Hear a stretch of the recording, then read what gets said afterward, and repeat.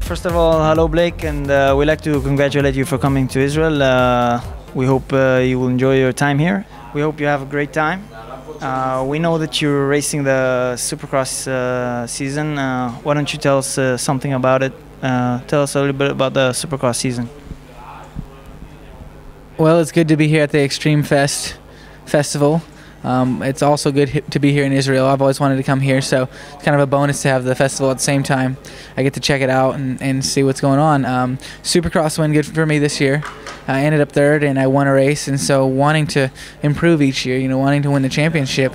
It just didn't happen for me this year, but looking forward to next year, obviously, and right now take a little time off to see the world, see a different place, get to know some different cultures, and then go home better and faster. You started riding when you were 7. Why don't you tell us a little bit about this? What got you started and who helped you, and what's the reason you're doing this? Yeah, I started riding when I was 7 and my brother was 8. We both started riding together, and our dad got us some bikes, and we just, from there we took it, we started to get more serious as we turned 8, 9, 10 years old, and then from then it was traveling. Amateur racing is really big back in the States, and especially when we were racing amateur racing, it was at its peak, and so everyone was traveling, everyone was training, and we were all getting better, and that's why a lot of the amateurs can go to the pro ranks so good and so fast at a young age. But my dad was a pro a while back, in the 70s in Arizona, and he had a lot of knowledge and wisdom that he was able to show us, and if he didn't know it, he made sure we had the right teachers and trainers and all of that. And it was a long process to get to where, racing Supercross, and my 5th year in Supercross, it's a long process, but, one that's a journey, and it's not over yet. So this is just another piece of that, big puzzle, and we're trying to go for the championship. So what part did your brother affect your riding style and your riding life, and which way did it help you to get to where you're at?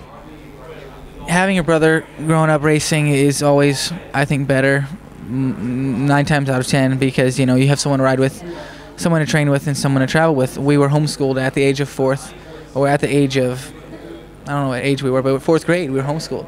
So went to school, then we got taken out, we started traveling more.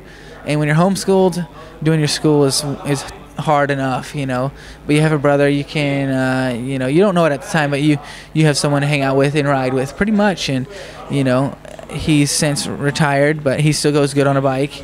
But we always rode together, we always trained together, and there was always moments where it was a little rough on the road, where we get in a fight, argument, but it was for the better. I think ultimately, I think we made each other faster. It's just like competition, the more competition you have, the faster you can get, so why not have someone in your backyard racing you every day? So what's your training routine? How do you train? What do you like to train? What do you prefer? What do you think makes you go faster? Training is an interesting question, because everyone can do it differently, and yet you can have different champions each year, and they all train a little different. Obviously, training has come a long way since the sport started. I think it's pretty clear to see that, some people do bicycle riding, 30, 40, 50 miles on the road a day. Some people are runners, and then some are swimmers, and some do a little bit of everything. It's kind of something that can evolve as you get older. You might want to change what you've been doing for the last 10 years racing, but you obviously have to put the work in, you have to put the time in. It's just finding the right balance between enough and too much. What do you see for next year? What do you think you need to do to get better results next year, and just reaching out, taking a Supercross championship? Yeah, next year is looking like it'll probably be my last year in the lights class, assuming that everything goes well, because there's the point system, and you only have so many points before you're out of there to the 450 class. And what don't you expect? The point system in the lights, or in the Supercross lights class, the point system in the Supercross lights class is interesting, and it changes from year to year a little bit, I think, at least. If you make a certain amount of points for over 3 years, or if you win a championship, you will eventually have to move up. And so you'll see a lot of the top guys will eventually move up after a few years and go to the 450 class. And that's for the better or the worse sometimes, and it depends who you ask. You know, if you're ready, it's for the better. If you're not, it's for the worse. But ultimately, we're racing Supercross and we're riding dirt bikes still. So, you know, you like to think you're ready. When you do move up, you like to think that you're prepared and it's the best time for you. You just got to go and, you know, try to go for the championship in the lights class, you know, because if you win a championship, you know, I think it's a pretty good indication that you're ready to move up, you know, and you can't wait around and wait for it. You've got to go after it. And so me looking into this next season, you know, there's going to be a few things I'm obviously going to change, try to get better.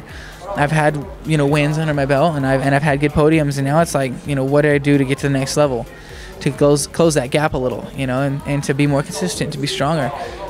And I think it's a combination. Obviously, riding, you know, the bikes have to be there. You know, the team has to be there. It's right. It's not just one thing. I don't think it's a little bit of everything. It takes a lot to get there. Yeah, and some luck and a good team around you. So I'm trying to piece that together right now and try to figure out my options for next year and go for it. Okay, so we like to thank you for this interview, and we hope you have a great time in Israel, and all the nazzima team is really thankful for this interview, and we hope you in a Supercross title next year. So thank you very much.